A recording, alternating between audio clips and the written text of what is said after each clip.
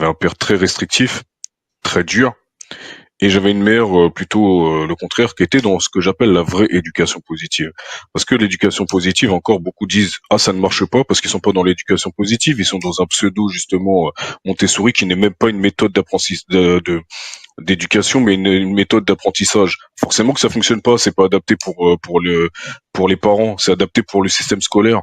Pourquoi vous voulez mettre un système pour une chose qui est faite pour une certaine chose et vous voulez l'adapter au quotidien dans un foyer? Ça n'a strictement rien à voir. Forcément que ça fonctionne pas. Moi, ma mère ne me mettait pas de coups. Ma mère m'expliquait les choses. S'il fallait prendre 2 heures pour parler avec moi, elle le faisait. Mon père, effectivement, obtenait des résultats. Mais sous quoi?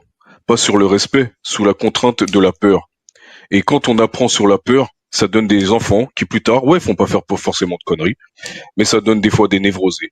Ça donne des enfants qui ont certains traumas parce qu'en réalité, ils ne marchent pas avec les bons codes. Et vous vous rendez pas compte en fait qu'une fessée, ok, une fessée de temps en temps, ça tue personne, mais ça brise une confiance. Et vous vous rendez pas compte, ça brise une confiance.